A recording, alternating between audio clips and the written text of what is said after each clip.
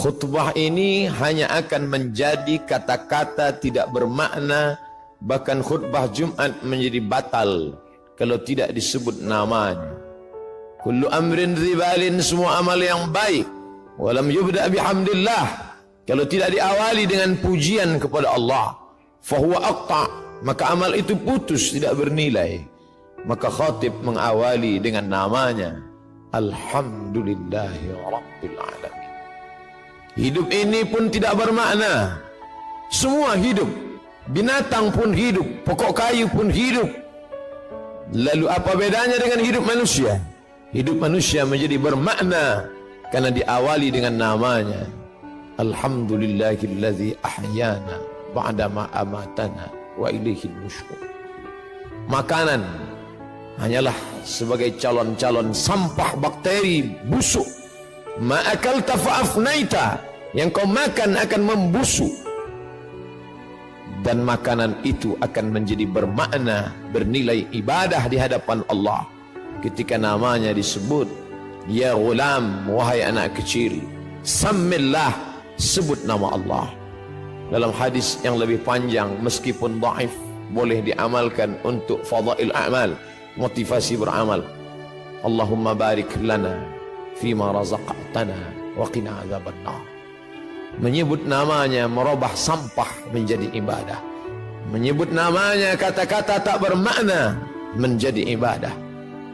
Menuliskan namanya di kertas yang sebelumnya hanyalah goresan tinta di atas kertas yang hampa tak bermakna, tapi kemudian ketika nama itu ada di atasnya, maka menjadi sucilah dia. La yamassuhu illal mutahharun, tidak boleh disentuh kecuali oleh orang-orang yang suci, bersih daripada hadas, bersih sebagai najis. Innahu min Sulaiman wa innahu bismillahirrahmanirrahim. Hati yang cemas, hati yang gundah, hati yang sedih, tiba-tiba kesedihan, kecemasan, ketakutan menjadi hilang ketika disebut namanya. Ya Muhammad, ya Rasulullah. Andai orang kafir Quraisy itu menoleh ke bawah, tentulah mereka akan menangkap kita, tentulah mereka akan membunuh kita, karena kita sudah lari dari kejaran mereka. Idhuma fil ghari, ketika mereka berdua berada di dalam gua. Idh yaqulu li sahibihi, ketika dia berkata kepada sahabatnya yang sedang ketakutan, cemas, la tahzan, jangan takut, jangan cemas, jangan khawatir. Innallaha ma'ana, Allah bersama kita. Ma dhannuka bithnaini, hai Abu Bakar Siddiq, kalau kau sangka kita berdua, fallahu thalithuhuma, ada Allah di antara kita. Wa huwa ma'akum aynama kuntum, dia selalu bersama dimanapun kamu berada. Ketika dunia terasa sempit, Allahumma qad daqat alayka, Allahumma qad daqat alayya, ya Allah sudah terasa sempit dunia ini bagiku. Bima rahubat, padahal sebelumnya dunia ini lapang, tapi hari ini terasa sempit. Maka keluar dari mulut, ya Allah. Idza daqat alayka dunya faqul ya Allah. Kalau terasa sempit dunia, hembuskanlah nafas panjang, katakan ya Allah. Idza sa'alta fas'alillah, kalau kau minta, mintalah kepada Allah. Wa idza sta'anta fasta'in billah, kalau memohon pertolongan, tiada tempat meminta, tiada tempat berharap kecuali Dia. Tempat yang najis, tempat yang kotor, tempatnya syaitan. Tapi ketika namanya disebut, tempat itu pun berubah menjadi bernilai ibadah. Allahumma inni a'udzubika minal khubuthi wal khaba'ith. Di tempat itu tidak boleh disebut namanya. Tulisan yang ada di cincin Muhammad Rasulullah tidak boleh dibawa ke dalamnya. Lalu hamba itu merasa dirinya berdosa, keluar dari tempat najis kotor berbau busuk itu. Dia langkahkan kaki kanan, lalu dia katakan, ghufranaka, ghufranak, ampunkan aku ya Allah, karena tadi aku lalai. Lidah yang kau ciptakan mesti menyebut engkau, tapi aku pakai menyebut yang lain. Tapi itu bukan juga karena kesalahanku, tapi karena memang tidak boleh menyebut nama engkau yang suci di tempat yang kotor. Maka dia katakan, ghufranaka, ampunkan aku ya Allah, karena lidahku lalai menyebut namamu. Begitulah hidup orang beriman, tidak pernah kosong dari sesuatu apapun, selain keluar dari mulutnya, Masya Allah, la haula wa la quwata illa billah, subhanallah. Bahkan ketika dia akan berbuat esok hari, Nabi SAW ditegur, wala taqulanna li syai'in inni fa'ilun dzalika ghadan, jangan kau katakan aku akan melakukan perbuatan itu besok pagi, illa ayyasha Allah, illa melainkan ayyasha Allah, Allah yang berkehendak. Dialah yang memberikan kudrat, dia yang memberikan iradat. Kita tunduk dan patuh, bersimpuh berkata, la haula wala quwwata illa billah. Tiada daya, tiada upaya kecuali dengan kekuatan, dengan tenaga, dengan apa yang dia berikan. Dan sampai masanya semua itu akan diminta, dituntut, diminta pertanggungjawaban di hadapan Allah Subhanahu wa ta'ala. Nikmat terbesar bagi kita hari ini bukan kaya, karena banyak orang yang kaya tapi harta tidak bisa menolong di hadapan Allah. Nikmat terbesar bagi kita hari ini bukanlah jabatan. Kenapa banyak jabatan tapi tidak bisa menolong melepaskan dari neraka jahanam? Kalaulah manusia itu mulia karena jabatan, maka Fir'aun jauh lebih mulia. Kalaulah manusia itu mulia karena harta, maka Qarun sampai hari ini harta yang tertimbun di dalam tanah, tetap orang berkata harta Qarun. Kalaulah orang mulia karena otaknya, maka tidak ada yang lebih cerdas daripada Haman. Tapi kemuliaan terletak pada Allahumma ja'al akhir kalamina, ya Allah jadikanlah akhir kalam kami inda intihai ajalina, ketika ajal sampai, yang terakhir, ucapan akhir yang keluar dari mulut adalah la ilaha illallah. Itu yang dulu pertama didengar. Sebejat apapun seorang ayah, sejahat apapun seorang ayah, ketika anaknya lahir, air matanya menetes. Mengikut hadis riwayat dalam Sunan At-Tirmidzi, Imam Abu Isa At-Tirmidzi berkata, hadisun hasan, hadis hasan, layak diamalkan. Tetap dia bisikkan ke telinga anaknya sayup-sayup, Allahu Akbar, Allahu Akbar. Lafaz itu yang dia bisikkan. Apa yang dia inginkan? Anakku, aku tidak ingin kau menjadi orang kaya tapi kau tidak menyebut Allah. Aku tidak ingin engkau menjadi penguasa tapi kau tidak kenal Allah. Aku tidak ingin engkau menjadi orang yang cerdas, IP-mu 4 di atas rata-rata, orang memuji mengagungkanmu, tapi kau tidak mengenal Allah.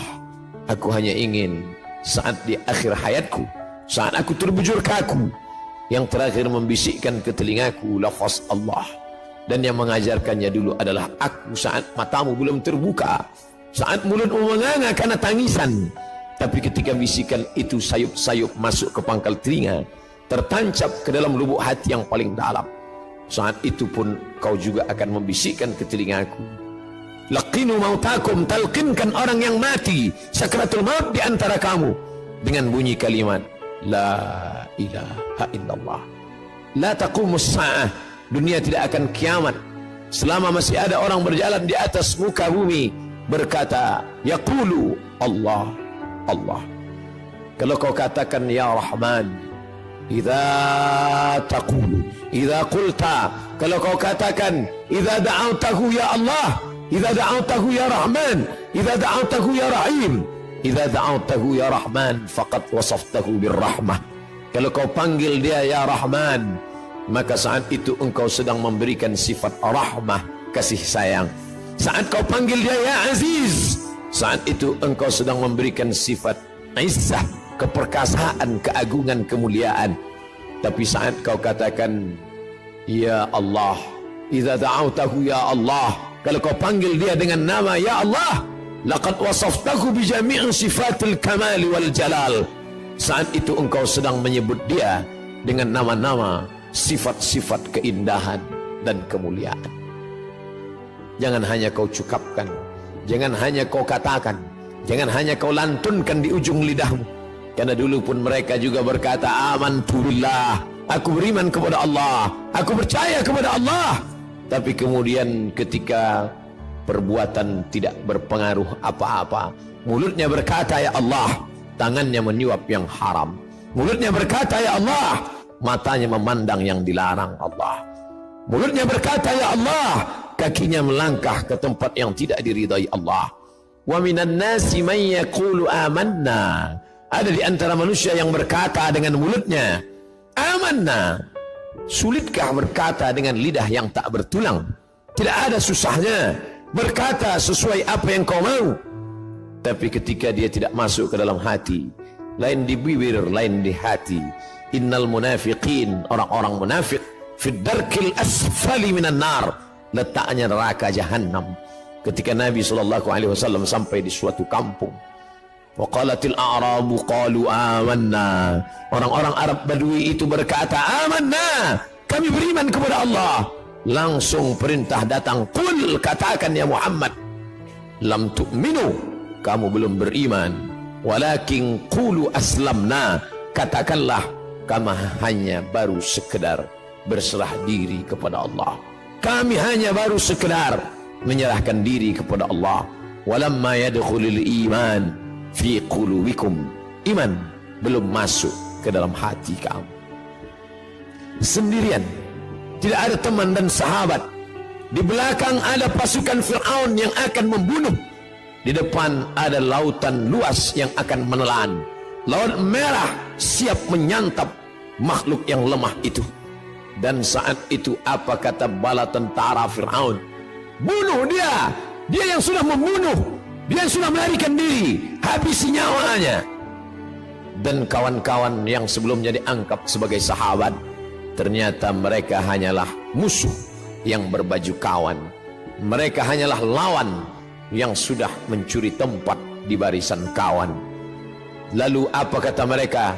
Innala mudrakun, kita akan tertangkap Musa. Musa, lihatlah mereka di belakang, mereka akan menangkap kita Musa.